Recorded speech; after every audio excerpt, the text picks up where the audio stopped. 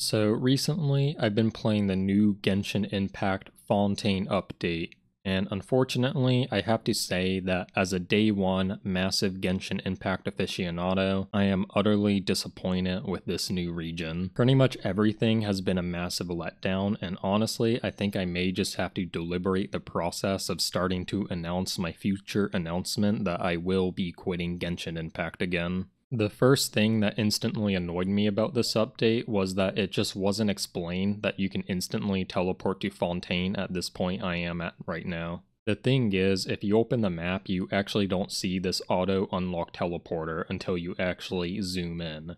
And this caused me to waste around 2 hours on my Twitch stream just boringly walking through the desert while getting distracted by annoying puzzles along the way, which made the stream just extremely boring and lame to watch for my viewers. Like, I got stuck on this one puzzle for around 40 minutes, not because I'm dumb, but because the puzzle was just poorly designed and it didn't explain how to solve it, so I just kind of had to figure it out myself, which was very annoying and just a massive waste of my time. Anyways, after I solved that puzzle, it took like another hour to meander my way over to Fontaine, to which I found the teleporter was already unlocked. And I was just so mad that I then dropped the ball in a major way and proceeded to curse on my stream, which, as someone who likes to keep my humor safe, I was just not proud of this. Are you fucking kidding me? I didn't know I could just teleport here. How was that auto unlocked? Okay, that's some bullshit.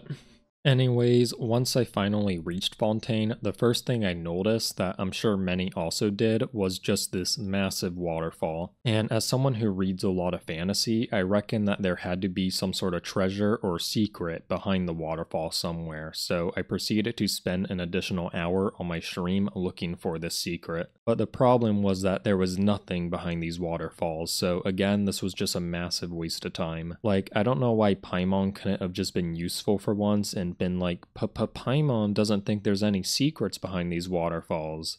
The other major problem I have with Fontaine that I knew I would have is its underwater exploration. The thing is, I am very fearful of deep bodies of water to the point where I've never beaten certain games like GTA 5 due to an underwater submarine mission giving me too much anxiety. I don't want to get too much into my thalassophobia in this video, but basically I am just massively suspicious of octopuses being aliens, and octopuses live at the depths of the sea. Like, I just don't get how people don't see how obvious it all is that octopuses are just so out of place compared to everything else. Like, if someone had their knowledge of Earth completely wiped and I gave them a rundown of the animal kingdom, like, here is a dog, this is a sea otter, this is a whale, this is an octopus, and this is, they would probably cut me off and be like, wait, hold on, what is that thing doing here? And besides them obviously not fitting in look-wise, just all the reports of UFOs disappearing into the ocean, combined with the fact that an advanced flying object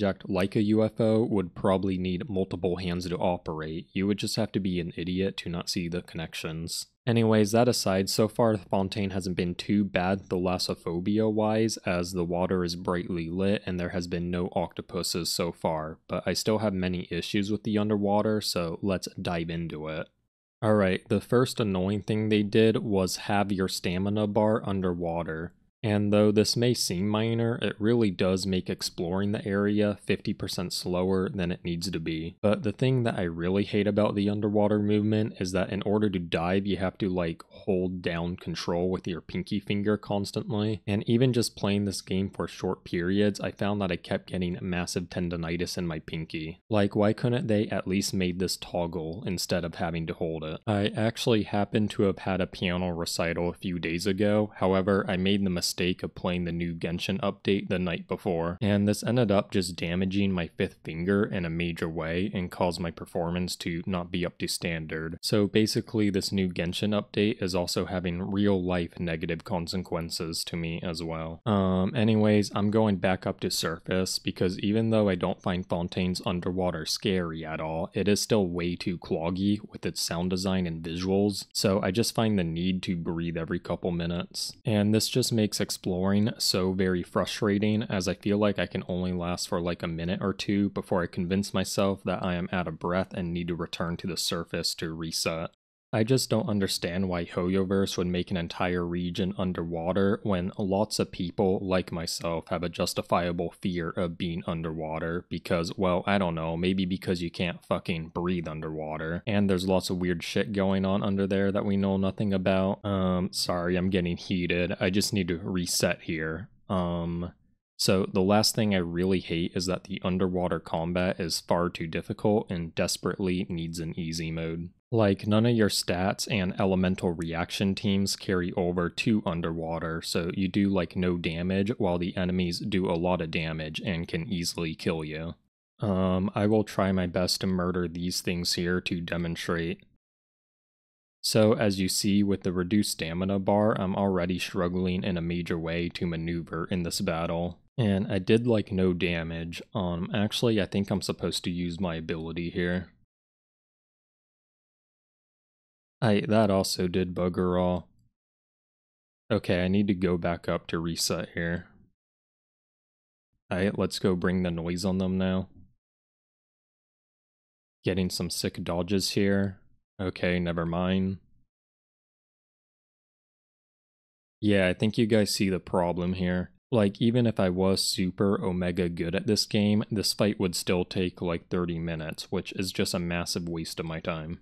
Like, I'm sure you all are just wanting to rip your dicks off watching me play here, and trust me, I do too. Actually, that is also something else octopuses are able to do that no other species can. And if that doesn't prove octopuses are aliens, that they can literally rip off their dicks and they actually grow a new one, I don't know what will, honestly. Like, imagine being able to gotcha pull on the size of your Johnson. Truly incredible stuff. Okay, I need to go reset again here.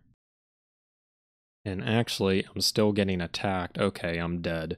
So it appears enemies in this game just don't even respect my phobia, which is super annoying.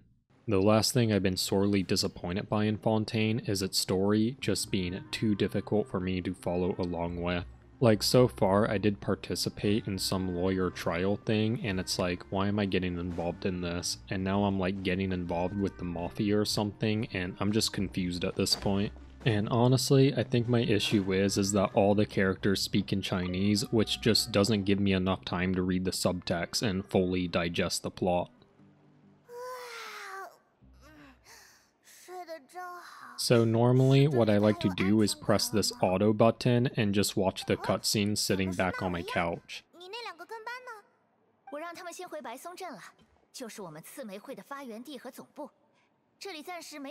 But the thing is, notice how the characters are just talking super fast and there is like no time to read all the subtitles when you do this with Chinese dub. So basically I end up missing out on a lot of the plot. And I know people are already thinking, well, Eango, this is your problem, why have it in Chinese? And the thing is, in Genshin Impact story, Paimon does over 50% of the talking, and I honestly find her dub voice in English, Japanese, and Korean to all be far more annoying than Chinese. Like, let's just play a little here, and also notice how the mouth syncs up to Chinese, which in other languages is not the case, which I find very distracting. But yeah, notice how Chinese Paimon is a bit more laid back, which is what originally Chinese dub pilled me. But also, I do find anime girls far more attractive when I just have no idea what they are saying. And before, that was the case with Japanese dub. Unfortunately, over time, I've accidentally picked up some Japanese, and I already know a good bit of Korean, so that really only leaves me with Chinese as a viable option for making the anime girls in this video game undecipherable. 这么重要的情报出现了，谁还睡得着呀？我好像刚说了睡得很